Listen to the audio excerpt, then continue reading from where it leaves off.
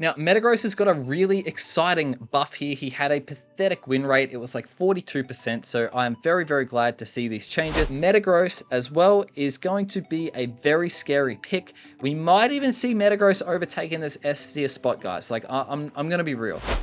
Patch 13.4 is out, and guys, this is a very, very valuable patch for the game. I think is very healthy. So the buffed Pokemon, we've got Metagross, Wigglytuff, Sylveon, Zeraora, Cinderace, and Gardevoir, and the nerfed Pokemon, we've got Zacian, Lapras, and Dodrio. So I think all of these Pokemon, maybe except Lapras, probably didn't deserve it.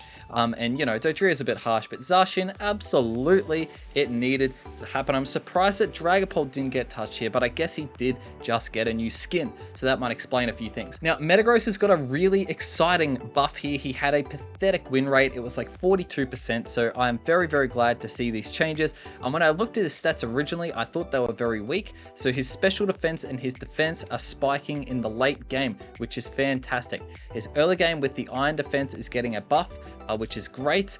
Now, Meteor Mash is getting a huge buff, right? It's getting a massive cooldown reduction. That should be 3 seconds. We can do mathematics on this channel. The shield duration has increased by quite a lot, which is a big, big deal, especially if you've got blue buff and you've got some cooldowns happening there. So that'll last almost until your next Meteor Mash, which is crazy. And you get a big shield too. Zen Headbutt has got a cooldown decrease if you're going that build, but I think Meteor Mash and Magnet Rise is such a great build now that they've reduced these cooldowns. Right, Magnet Rise, 2-second cooldown reduction. That's absolutely crazy, and the movement speed increase has gone to 80%. Guys, that's fantastic. Garaball's got a cooldown decrease as well, increased damage, increased shield, and increased shield duration. So all of these skills is going to make it very flexible, but across the board, that increases, skill increases, and a Unite move increase. Metagross is going to be something that you should be scared of in the new meta, guys. You should absolutely be scared of it. Now, Wigglytuff. One thing people didn't know about Wigglytuff Sing is that when you put them to sleep, you're actually decreasing their defense and special defense, and this has gone up to 35% now. So this is actually pretty good. I don't think we're going to see much value in a 5-stack, but in your duo queue lobby, in your solo duo queue, if you want to get cooking with the lane, guys, early game, this comes online at level 4. This could be really, really good, and Dazzling Gleam gets that damage increase. You know, it's a little bit, it's noticeable, so this build of Sing Gleam might actually be worthwhile running. Sylveon gets nice stat increases, especially in the early game too. It's really, really good. And the biggest complaint I had with Sylveon was the cooldown reduction, which is far too long. So not only have they decreased the amount of energy that you need to Unite move, which is awesome, you are actually doing additional damage. And with this Unite move, you actually heal a percentage of the amount that you deal with Sylveon. So this is a very big buff. It might actually make Sylveon more viable. We'll see how it goes. I'm honestly looking forward to playing Sylveon in this new patch. I feel like it's a weird kind of buff here, right? A cooldown reduction to teleport. All that's going to do is make you clear your jungle a little bit quicker. You know, which is nice. So you're going to be able to get to your lane a little faster, which is great. And the Unite move is taking 20% less charging time. That is really, really good. You're going to be able to spam some of your Unite moves, and if we know Gardevoir's Unite, it can really do a lot of, it can hurt you quite a bit. So this is scary, guys. This is really, really scary. Cinderace honestly doesn't get that much of a buff. Ember, so his early game doesn't really matter. You know, that's up until level 7 or whatever it is until he evolves. And then Faint, you get a increase to your movement speed afterwards. Generally, I am not a fan of Faint. I just think Flame Charge is a better skill. It's like a second eject. But in any case, Cinderace is always going to be outclassed by Dragapult in the current meta. So I think this is a bit of a dud buff. Zeraora, this is exciting. Wild Charge increased damage. I've been saying for a little bit, Wild Charge is a good skill, but I just don't think it did enough damage. So maybe this is the buff that Zeraora needs. Maybe it's the buff, right? And also Volt Switch doing increased damage. It doesn't really do much damage as is, but you know, it's always nice to have a little bit of additional output. Now, Zacian gets a nerf here, but just quietly, I think he gets a buff. People are sleeping on Metal Claw, and Metal Claw is really good into some of these matchups in the current meta at the moment. And Metal Claw gets a buff, right? Metal Claw gets a buff. It's increased damage by 20%, so that's very scary. Now, the nerf comes from his crit rates, which honestly, late game, it's going to be very noticeable. Early game, you honestly, like this 5% you didn't really care about. Level 5 to 8, that's going to be a little bit noticeable.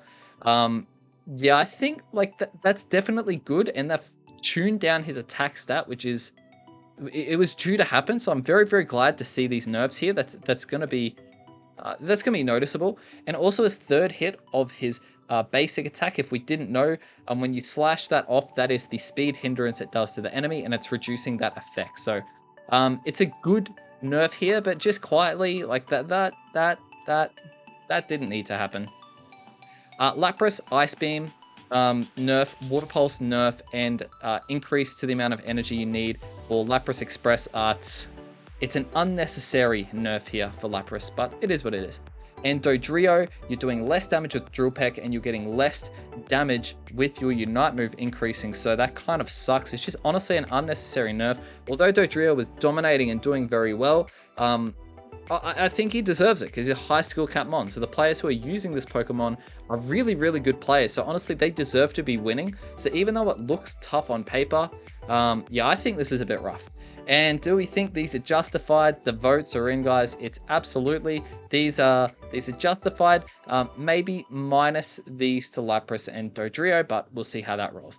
Let's jump over to our tier list. So a tier list for the current meta, I'm going to go through speedsters, then attackers, then all-arounders, then defenders, then supporters. Now, let's just get a couple things straight here. We've got S tier. These are the best Pokemon in their role. A tiers are very good picks, and B tiers are good picks. So anything in S, A, or B, guys, that obviously this is opinionated. This is for solo and duo queue. This is not for 5 stacks. If you want to see the 5 stack tier list, it's already up on Unite DB. There's very little disputing it. It's sort of like a brains trust that gets together. So if you want one of those, it's already up by the experts, but this is opinionated for solo and duo queue. So let's try not to get too up in arms about it, right?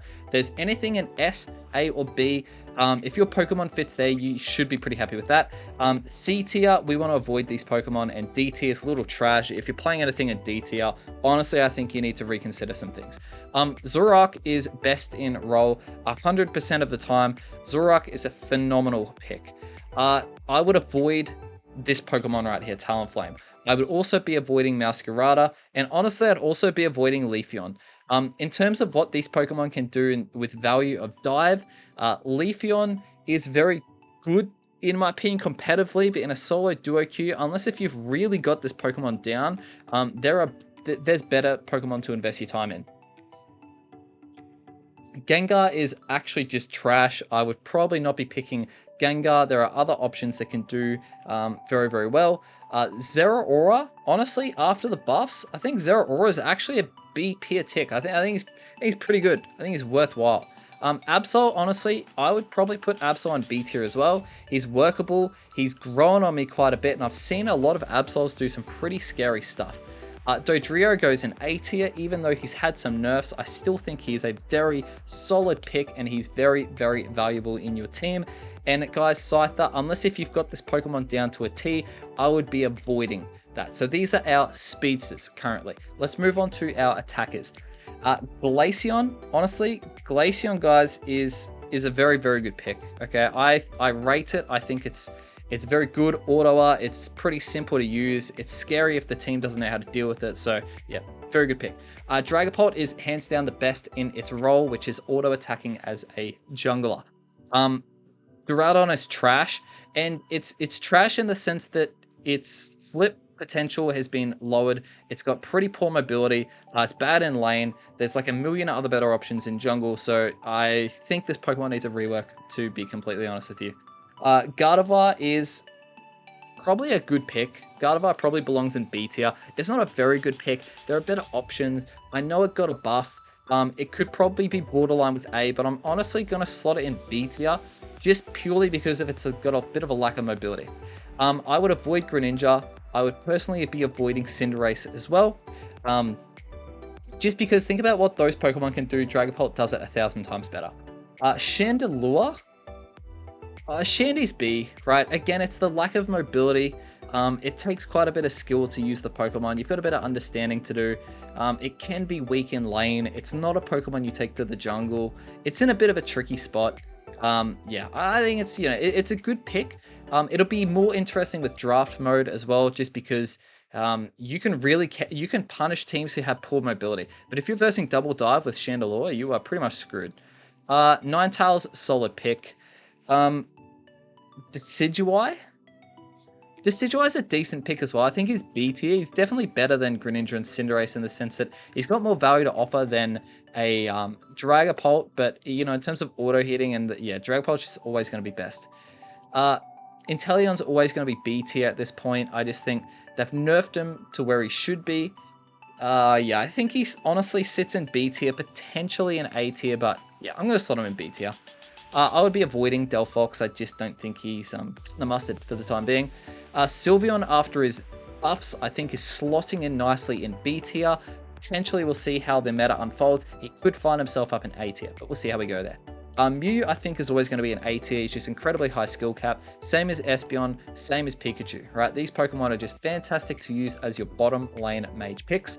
Venusaur, I would put best in role because he takes a jungle role, but it's a little bit different to what Dragapult does. Dragapult will do a lot of auto hitting, whereas Venusaur will do a lot of backline hitting from the optimal length and doing a whole lot of securing as well. So they take on different roles as junglers, and they are both fantastic picks. Absolutely fantastic. Cramorant, I would probably put Cramorant in A tier. I think he's a really good bottom lane mage. Again, this is for solo duo Q. The Unite move is extremely pivotal. You can really punish enemies there as well. Mewtwo Y, just because it's an X license, he's still really strong. Definitely a very good pick. So that's where our attackers are sitting, guys. Again, anything in S, A, or B is, honestly, that's pretty good. Let's move on to our all-arounders here. We've got Serena. Honestly, Serena's pretty good. I put Serena as a B tier pick, though. Serena's not, like, absolutely smashing. It's not carving up, but it's honestly a really good pick. I would put Garchomp in the same boat there. I would be avoiding Aegislash. Personally, I just think there are Pokemon that do it better, unfortunately. And I'm a big fan of Aegislash. So that really, honestly, it's been hurting. It's been hurting. Mewtwo X. I think Mewtwo X still just a really solid pick, right? I'd probably say still really good. He's still a really good pick. I rate it. I think he's really good. Tyranitar, I would be avoiding this Pokemon just because coming online at level 9 is pathetic. Zacian is best in role. Even after the slight nerfs, I think Zacian is still going to be, hands down, probably the best top laning pick as well. He's an X license, so hopefully we get to see him moved out of ranked relatively soon. Buzzwole is honestly a really, really good pick. I'm a big fan of Buzzwole. I'm also a big fan of Mimikyu. And Metagross as well is going to be a very scary pick. We might even see Metagross overtaking this S tier spot, guys. Like, I'm going to be real. The buffs are huge. Obviously, you know, we've got to play some games. We've got to wait, you know, maybe like a week-ish for the meta to unfold. But it honestly could be really scary. I might actually have to come up with a video on how to counter Metagross because he could be very, very scary in the coming weeks. Azumarill, honestly, I'd probably just avoid using Azumarill. There are better picks. Like, he's good, but like, yeah, there's just better to be using. Charizard, I think, is a good pick. Just because it's a Charizard, but I don't know, man. Nah, he's C tier. Charizard's C tier, unfortunately. Scizor, honestly, I think Scizzor's trash. I don't rate it. Especially now, like, if you consider what Mimikyu and Metagross do as brawlers, he's just not it. He's just not it. Yeah, I don't rate it, personally. Dragonite, I would probably be putting this Pokemon in C tier as well. I'd avoid Dragonite. That's just my opinion. Machamp, I'd be putting in B tier. I think Machamp is a very, very solid pick with his Unite move. He can do some work in the top lane. But guys, you've got to know how to use Machamp late game. Otherwise, you're going to be throwing games. I would be avoiding the Urshifus. Unfortunately, they're just not cutting the mustard for the time being. Lucario is high skill cap. I would still be slotting him in B tier. I think he can do a lot of value for you and your team there. I'd be avoiding Blaziken as well. Oh, would I? Yeah, I would. Just like, again, it's down to the conversation. Would you rather a Mimikyu or a Blaziken? I'd probably rather a Mimikyu. Would you rather Metagross currently? Would you rather Zacian? Honestly, I prefer a Garchomp or a Serena. Yeah, or even a Machamp, because the Machamp ult can really swing the fight. Yeah, I think he slots there. Yeah, I think he slots there. Maybe B, but he just needs support. I'm gonna put him in C just to annoy some people. Let's move on to our defenders. Mamoswine, honestly, In terms of a defender, I'd be avoiding Mamoswine. Same as Greedent, right? Like, as much as I'd love to come out with a guide with Greedent, honestly, I think I'd be throwing for people. He's just not, and he's classed as a pest, and the other pest is D tier, right? Which is Sableye. That's where he belongs. He'll always be there. Umbreon, hands down, the best in role for our defenders. Such a phenomenal pick. I'm a huge fan. Goodra, I'd probably be avoiding Goodra, but you might put him in B tier. I'm going to put him in B tier because people love Goodra. And I don't want to cop too much hate for this, but yeah, I'm going to slot him right there. A tier for Slowbro, no questions. A tier for Trevenant, no questions. A tier for Blastoise, no questions. And A tier for Crustle. I don't really think there's much questioning there. I think they're all very valuable picks that can flex into quite a number of different, team comps and different builds and stuff like that. So very solid there. I would be putting Lapras in B tier. Unfortunately, I think the nerfs are just going to kill this Pokemon. Snorlax is B tier as well. He's solid, but just comparatively to Slowbro or Umbreon, he's always going to be outclassed as the tank. Now, finally, with our supporters, Eldegoss, in my opinion, is just the best in its role. It is such a good supporter. It's so good. It's so valuable. The range support, it helps. It's just such a good supporter. I rate it so much in solo duo queue. It can flex into multiple builds. He's just so good. Mr. Mime, I'd be putting Mr. Mime in B tier. I think he's definitely viable. Same as Wigglytuff as well. Hooper is going to belong in the A tier. Blissey in the A tier. Fable in the A tier. Guys, don't sleep on your defenders and your supporters, right? Look how many defenders and supporters are in C and D. Not many, right? Only the ones that we don't want to see. And Comfey, honestly, I'm going to put Comfey in B. Even though he might belong in C, I just think you need to be wise when you're picking Comfey. You pick Comfey if you recognize someone you've queued in with is really good at the game, because then you can help them become better at the game. So this is it. This is the tier list of the new patch. Obviously, I've played about 1.5 games at this point, so take it with a bit of a grain of salt. Guys, get out there and have fun with the new patch. Have a good one.